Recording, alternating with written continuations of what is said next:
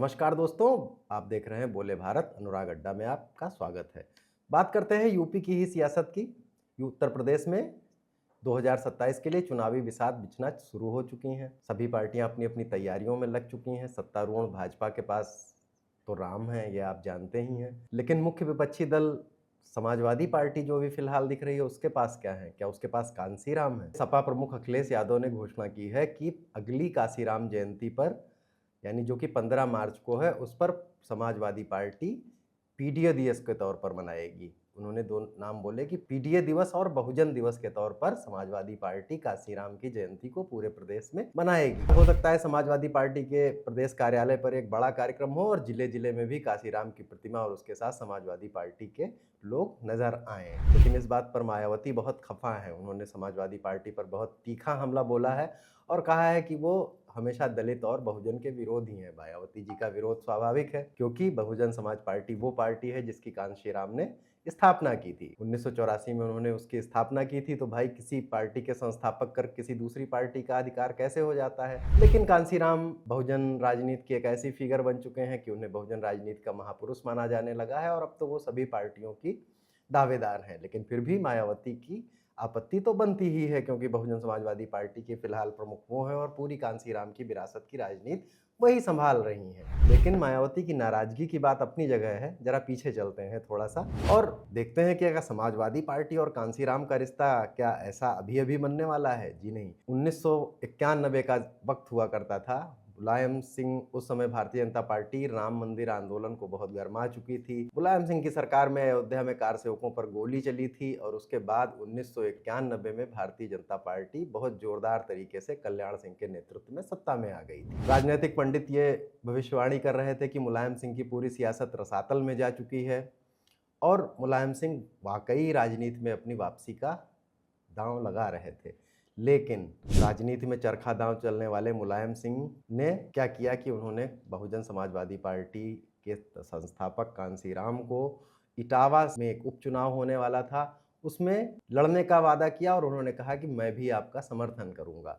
इटावा के उस उपचुनाव में कांसीराम पहली बार, बहुजन समाज के इतने बड़े फिगर वो थे लेकिन अभी तक संसद नहीं पहुंच पाए थे, और मुलायम सिंह की मदद से कांसीराम संसद में पहुंच जाते हैं और यहीं से शुरू होता है कांसीराम और मुलायम का रिश्ता। अब ये रिश्ता आगे कैसे बढ़ता है, इसकी तमाम कहानियां हैं। मायावती की जीवनी लिखने वाले अजय बोस की माने और कुछ और पत्रकारों की माने तो ये कहा जाता है कि मुलायम सिंह ने समाजवादी पार्टी की स्थापना ही कांसीराम के कहने पर की थी। किस्सा मुख्तसर कुछ यूं है कि दिल्ली के किसी एक इंटरव्यू में कांसीराम ने यह कहा था कि अगर मुलायम सिंह का साथ मुझे मिल जाए तो मैं तो बहुजनों की पूरी राजनीति बदल दूंगा। मुलायम ने इसे कहीं पढ़ा और फिर वो दिल्ली जाकर कांसीराम से मिले। कल्याण सिंह सत्ता में आ ही चुके थे और 1992 के दौरान आप जानते ही हैं कि बाबरी मस्जिद पर कार सेवा शुरू हुई थी और फिर वहां पर 6 दिसंबर 1992 को बाबरी मस्जिद गिरा दी गई और ढांचा ध्वस्त होने के बाद भारतीय जनता पार्टी की सरकारें बर्खास्त कर दी गईं और उसमें कल्याण सिंह की उत्तर प्रदेश की सरकार भी बर्खास्त हो गई थी। लेकिन मस्जिद गिर चुकी थी और कल्याण सिंह को उस समय हिंदुओं हृदय सम्राट कहा जाने लगा था। कुछ दिन राज्यपाल शासन रहा और उसके बाद जब 1993 के चुनाव आए तो आप राजनीतिक पंडित, आम लोग सभी ये मान रहे थे कि भारतीय जनता पार्टी बड़ी आसानी से सत्ता में आ जाएगी। लेकिन कांसीराम और मुलायम दोनों ने मिल के सीटों का कुछ समझौता किया और 1993 के चुनाव में बहुजन समाजवादी पार्टी और समाजवादी पार्टी साथ मिलकर उतरे। तब भी लोग ये कह रहे थे कि भारतीय जनता पार्टी की लहर है, राम लहर है और आराम से भारतीय जनता पार्टी चुनाव जीत जाएगी। लेकिन 1993 के जब नतीजे आए तब लोग चौकन्ने रह गए। भारतीय जनता पार्टी को 177 सीटें मिली थीं, महज एक सीट हासिल करके वो सबसे बड़ी पार्टी बनी थी। लेकिन समाजवादी और बहुजन समाजवादी पार्टी के गठबंधन ने 176 सीटें जीतकर सभी को चौंका दिया था और बता दिया था कि आगे उत्तर प्रदेश की राजनीति अब किस दिशा में जाने वाली है। तो ये किस्सा केवल इसलिए था कि समाजवादी पार्टी से कांसीराम का रिश्ता क्या था। मायावती जी इस पर बहुत नाराज हैं। कुछ पुराने पत्रकार बताते हैं कि जब समाजवादी पार्टी और बहुजन समाजवादी पार्टी के बीच 1993 में समझौते की बात चल रही थी तो कांसीराम ने मायावती जी को इस समझौते की बातचीत से थोड़ा अलग रखा था। अलग इसलिए रखा था क्योंकि कांसीराम जानते थे कि मायावती थोड़ा गर्म मिजाज की हैं, बहुत आक्रामक तेवर की बहुजन राजनीति करती हैं और मुलायम सिंह की पार्टी की भी पूरी राजनीति आक्रामक ही थी। ऐसे में हो सकता है कहीं बनती बनती बात बिगड़ ना जाए। लेकिन उसके बाद 1993 में जो समाजवादी पार्टी और बहुजन समाज पार्टी के मिलने से जो सफलता मिली, मुलायम सिंह मुख्यमंत्री मिले, फिर दोनों का अलगाव भी हो गया। अखिलेश के कांशीराम जयंती पर पीटीए दिवस मनाने की बात पर उसी अलगाव वाले मुख्य बिंदु को मायावती ने फिर याद दिलाया है कि कैसे स्टेट गेस्ट हाउस काउंट में समाजवादी पार्टी के लोगों ने क्या किया था। उन्होंने उनको मुस्लिम विरोधी, दंगा कराने वाली पार्टी, सब कुछ कह दिया। इतिहास में समाजवादी पार्टी और कांशीराम का रिश्ता रहा है और दोनों ने एक दूसरे की राजनीति को थोड़ी मदद तो की ही है, बल्कि कुछ लोग तो ये भी मानते हैं कि राजनीतिक रसातल में चले गए मुलायम सिंह को कांशीराम ही उबार लाए और उन्होंने एक बार फिर प्रदेश में अपनी राजनीति खड़ी कर दी और कई बार प्रदेश के मुख्यमंत्री बने। लेकिन अब जरा मौजूदा समय पर भी देते हैं। मायावती की नाराज हैं, उनकी नाराजगी स्वाभाविक है कि कोई उनकी पार्टी के संस्थापक की जयंती पर चुनावी लाभ के लिए उसका दिवस मनाना शुरू करे। कोई भी पार्टी ऐसा करती है, लेकिन जरा देख तो लेते हैं कि कांशीराम की वो विरासत जो वो छोड़ गए थे वो इस समय है कहाँ। कुछ नाम लेते हैं: ओम प्रकाश राजभर, संजय निषाद, नसीमुद्दीन सिद्दीकी, दद्दू प्रसाद, जितेंद्र दोहरे। जी हाँ, ये नाम सुनने के बाद आप देखेंगे भाई संजय निषाद और ओम प्रकाश राजभर जब 1984 में कांशीराम ने बहुजन समाजवादी पार्टी की स्थापना की थी, तब पार्टी अपने सीमित संसाधनों में छोटे छोटे कार्यक्रम किया करती थी और अपने बहुत समर्पित कार्यकर्ताओं के सहारे काम किया करती थी। तब ये सारे नाम जो मैंने लिए वो वहाँ नारे लगाया करते थे कि बाबा साहब का मिशन अधूरा कांशीराम करेंगे पूरा।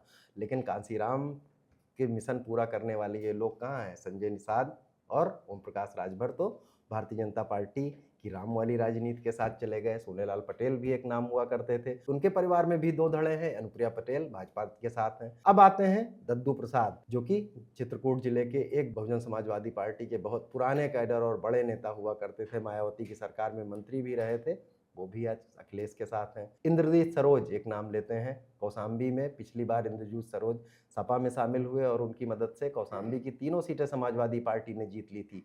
बाद में 2024 के लोकसभा चुनाव में भी उनका बेटा सांसद बन गया। यानी कांशीराम की विरासत, जो कांशीराम के लिए जो बहुजन की बात करेगा वो दिल्ली पर राज करेगा। नसीमुद्दीन सिद्दीकी हाल ही में समाजवादी पार्टी में शामिल हुए हैं और बात बात में कांशीराम को याद करते हुए भावुक हो जाते हैं। जितेंद्र दोहरे ये भी बहुत पुराने कार्यकर्ता थे, इस समय इटावा से सांसद हैं। उन्होंने पार्टी बदली, बहुजन समाजवादी पार्टी में शायद उन्हें अपना राजनीति नजर नहीं आई, अखिलेश के साथ गए। ऐसे बहुत सारे लोग हैं, कुछ नाम तो सिर्फ मैंने गिनाए हैं, जो समाजवादी पार्टी में पहले ही चले जा चुके हैं और यही शायद अखिलेश की रणनीति भी है। और कांशीराम के बहाने वो अब उन वर्गों को साधने की कोशिश कर रहे हैं और बड़े बड़े लोग जो उस बहुजन मिशन के नेता हुआ करते थे वो उनके साथ हैं। तो ऐसे में मायावती क्या केवल बयान देकर, ट्वीट कर कर जो राजनीति पकने जा रही है उसे रोक पाएंगी? खैर, ये तो राजनीति है, आगे वो क्या करती हैं। मायावती जी फिलहाल ये कर रही हैं कि उन्होंने ट्वीट करने के बाद लगातार प्रेस कॉन्फ्रेंस कर रही है, नए लोगों को जोड़ने की कोशिश कर रही हैं और उन्होंने टिकटों की घोषणा कर दी है। अभी तक 4 टिकट दिए हैं, जिनमें से कुछ ब्राह्मणों को दिए हैं और 2 टिकट मुसलमानों के लिए घोषित किए हैं। ब्राह्मण और मुसलमानों पर उनकी नज़र है, लेकिन अखिलेश की नज़र कांशीराम पर है और उसके बहाने दलितों के उस वर्ग पर जो बहुजन समाजवादी पार्टी का कभी वोटर हुआ करता था, अभी सिर्फ ये माना जा रहा है कि बहुजन समाजवादी पार्टी के साथ सिर्फ जाटों कार्यकर्ता और जाटों मतदाता है। ऐसे में अखिलेश बाकी गैर जाटों दलितों को खींचने की कोशिश के लिए शायद कांशीराम की जयंती पर बड़े कार्यक्रम करेंगे। यही उनकी रणनीति भी है। बहुजन समाजवादी पार्टी इसे कैसे भी रोकेगी, लेकिन फिलहाल उसका जोर तो ब्राह्मण और मुसलमानों पर है। तो अभी सत्तारूढ़ पार्टी राम की राजनीति कर रही है, उसमें भी तमाम मुसीबतें हैं। शंकराचार्य का झगड़ा है, उसको लेकर भी बहुत फांके हो गई हैं। इसी बीच समाजवादी पार्टी ने कांशीराम को साथ लेकर अपनी नई राजनीति की तैयारी शुरू कर दी है। तो देखते हैं कि ये राम और कांशीराम की राजनीति आखिर कहाँ पहुँचेगी। सत्ता का राम रसायन किसके पास जाएगा, ये तो आने वाले चुनाव बताएंगे। अभी उसमें वक्त है। अनुराग अड्डा में आज यहीं तक। कल फिर किसी नए मुद्दे के साथ हाजिर होंगे। नमस्कार, धन्यवाद।